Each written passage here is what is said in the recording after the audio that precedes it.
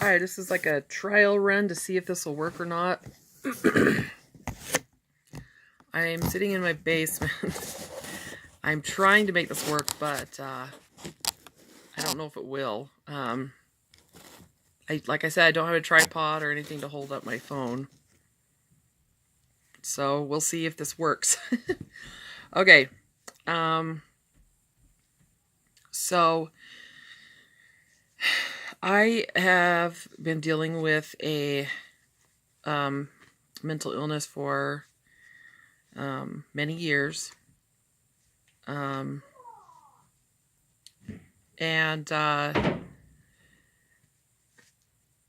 it's been really hard. Yeah, I can't concentrate. I'm worried about this phone. See if it's recording. Like I said, I'm sorry. Okay.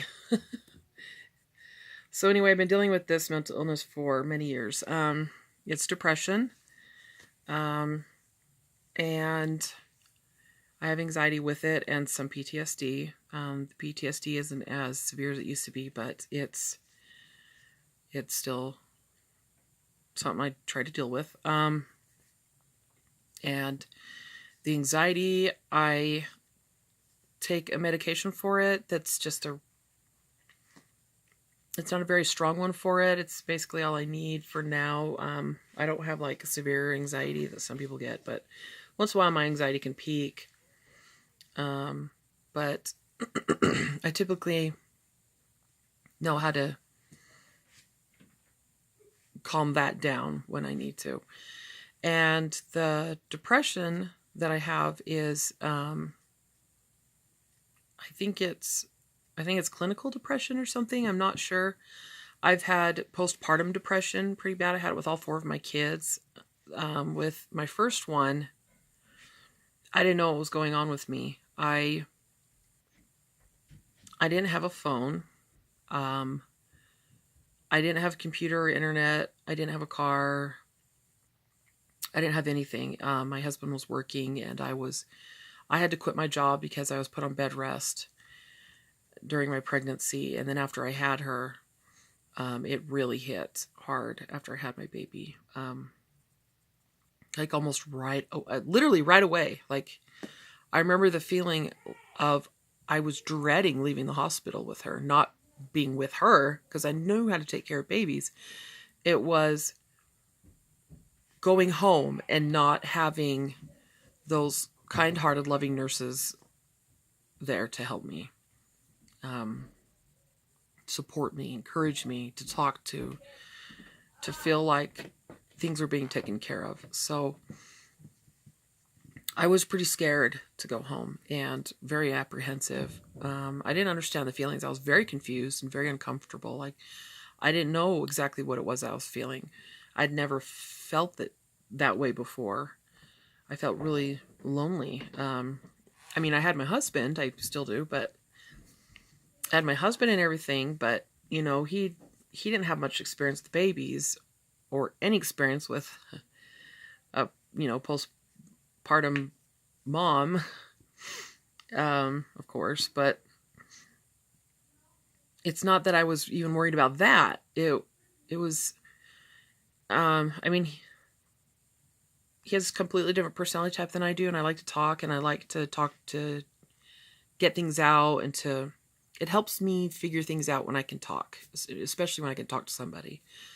And he's not that way. He's very more of a silent kind of person. He does a lot of thinking instead of speaking, and he tunes out very quickly when people are talking. It's not his fault. He just does it. And so I felt really alone. And then he was working these awful shifts that were long on a drive that wasn't very safe. It was around Christmas time, and the drive was very dangerous where he was going. And so, I was always scared that he was going to get home safely. And I was worried, what if I have an emergency? I don't have a way to get a hold of somebody.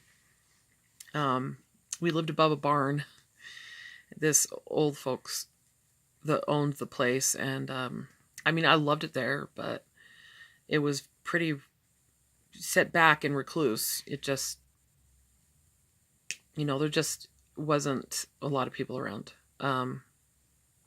Anyway, so it hit me really hard. We ended up moving when my baby was 2 months old, and it got worse and worse and worse. And I remember being ultra sensitive to hearing babies cry or toddlers cry.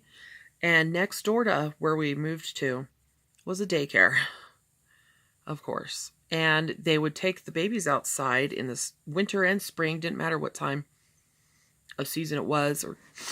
And I would hear the daycare worker's son cry and cry and cry because she was taking care of other people's kids. And she would finally get him a bottle. And I just remember it upset me so much that she would just feed him last and take care of his needs last. I mean, the poor kid was always following her around crying. He was totally neglected.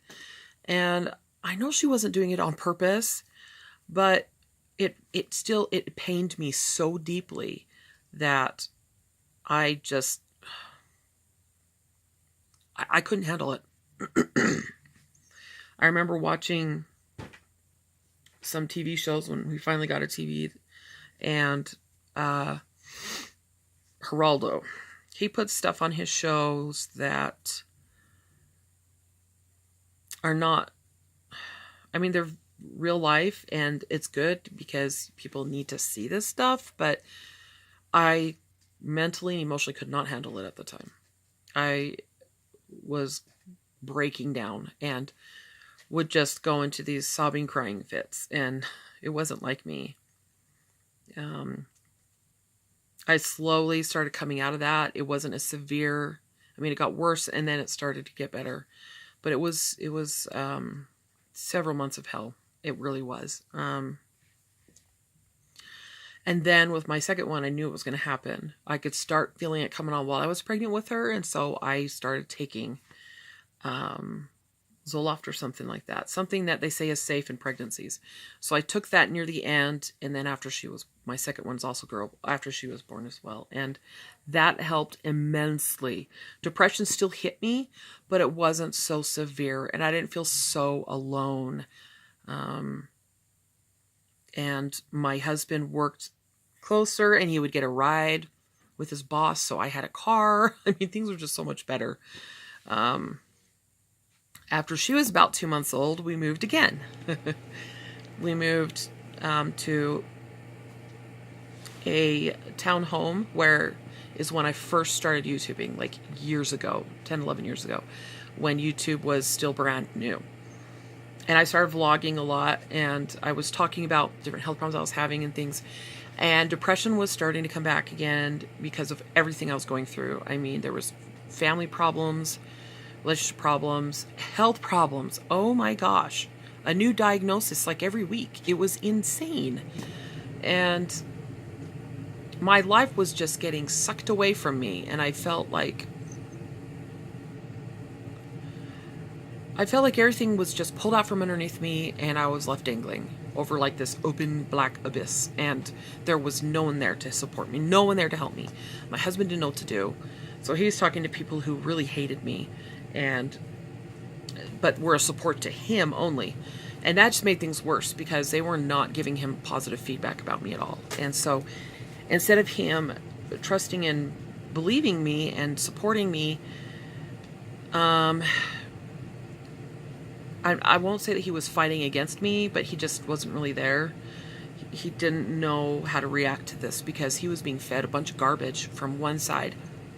And then he'd go to doctor appointments with me, and the doctors would prove to him with blood tests, x-rays, MRIs, whatever it was, that what I was going through was totally legit. I was not making it up or exaggerating at all. As a matter of fact, I was underplaying it.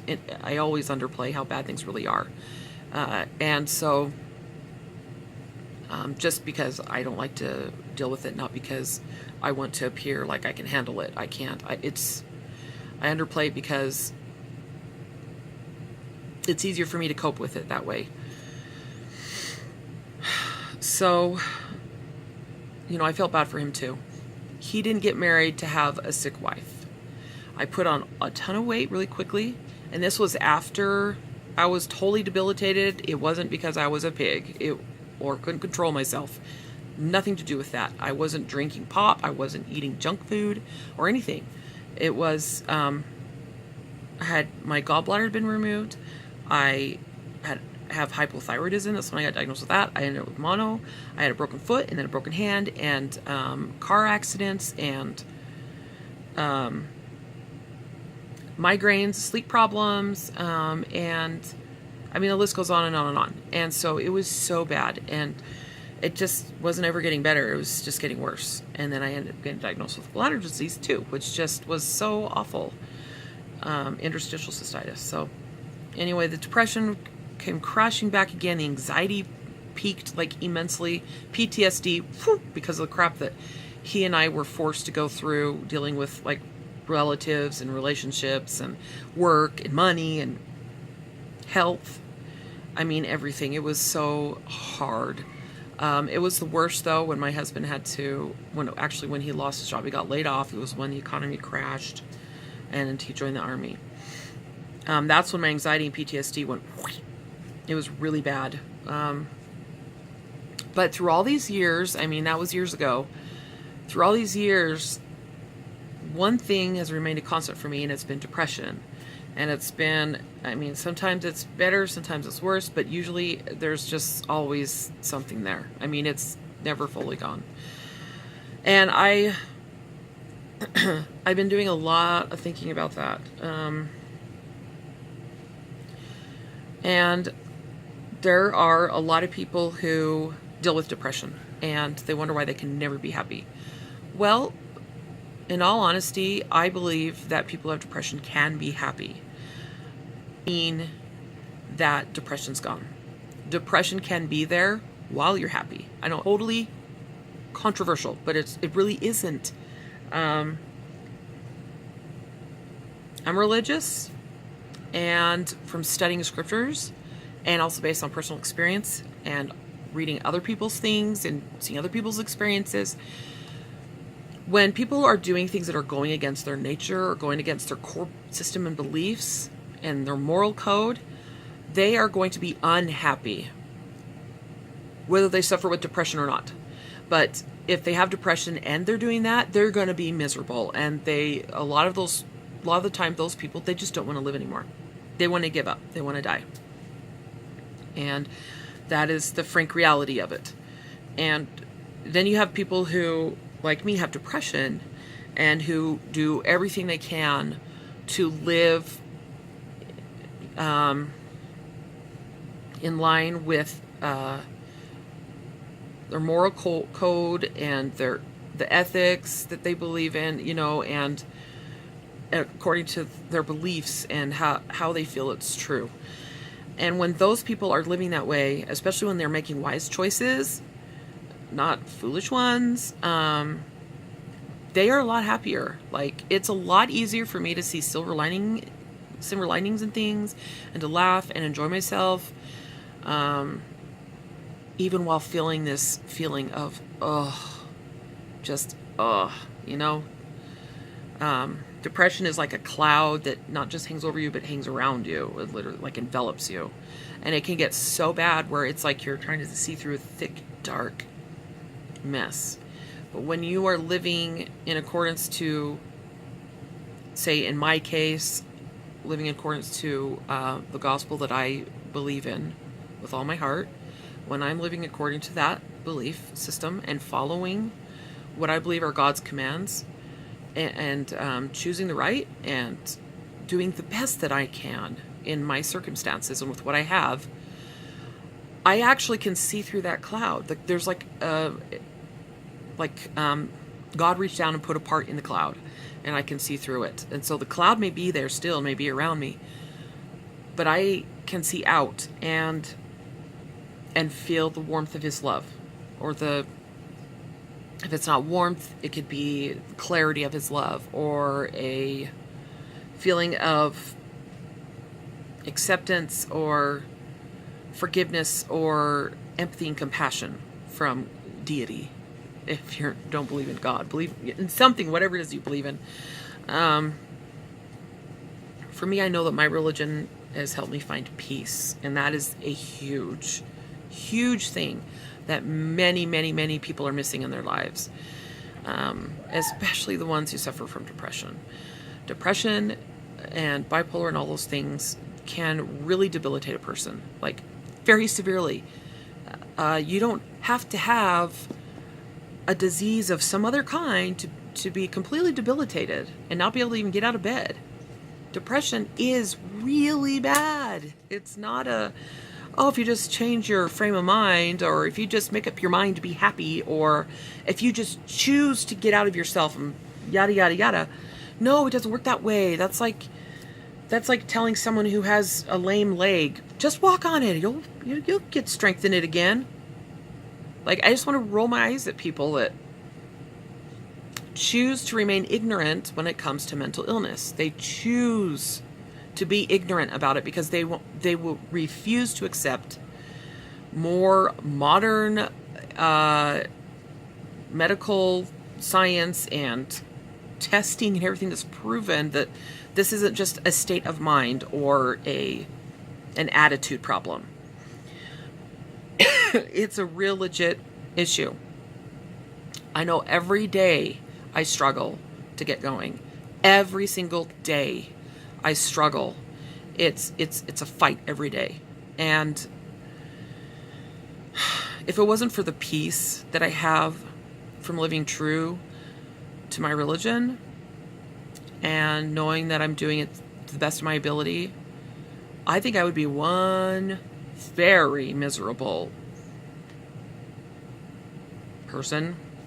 And I believe that this is true for everybody. If you were raised a certain way in a certain religion and you leave it out of spite and hatred and disgust and whatever, you're leaving it for the wrong reasons. You shouldn't be leaving it at all if you're having ill feelings about it. The only reason why you should leave a religion is because you found something better. Period. Otherwise, you're going to always feel like you're going against your core beliefs that are inside, that you were raised with. And you'll always struggle with feeling peace and happiness at your core.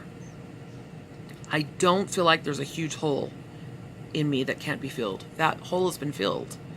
I don't feel that emptiness that a lot of people talk about. And it's because I have chosen to truly believe, to live the way I believe, and to embrace it. And that has been my saving grace. Besides being a mother, my children give me a reason to be here. But I have a reason to go on, not just be here, a reason to go on, because I hold tight to those core values I was blessed with. And, sorry, my daughter likes to interrupt. Anyway, so I know that if you just check back with how you were raised to believe when you were small and look into it a little harder and live that way until you either figure it out and learn to accept it and embrace it, or find something better to replace it, you will find peace. And even if you are crushed under the heavy, heavy, heavy weight of severe, debilitating depression, you can find something to hold on to. There can be a little tiny sliver of silver lining there that can help you, face each day, or at least get through the day. You don't have to feel like you want to die all the time. You don't have to feel like there's nothing there for you, or that you're always going to miss something in your life, or whatever. For me, it's my church. And for me, it's the gospel I live. That's part of my church. And for me, it's choosing to hold on to hope. Hope and faith are what get me through. So yes, you can be depressed and happy at the same time. It is possible. Don't lose hope. Look for it. You can find it, I promise. I have. And even though I have to take medication to help with some of the symptoms I deal with, at least I'm not in a place where I used to be years and years ago when I wanted to die.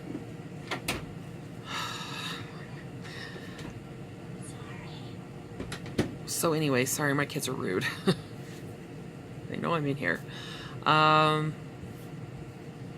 Anyway, so that's just my 2 cents. And I wish you guys the best. And I really hope that those of you out there who are suffering, even suffering in silence or suffering out loud, however you're suffering, that you will find that peace to fill that hole that's inside of you. Because I know most out there have it. Even when you don't suffer from depression, a lot of you feel that hole inside of your soul.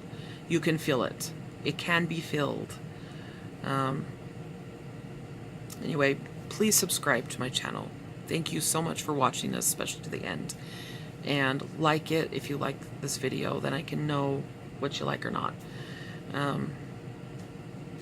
Anyway, have a good one. I hope I do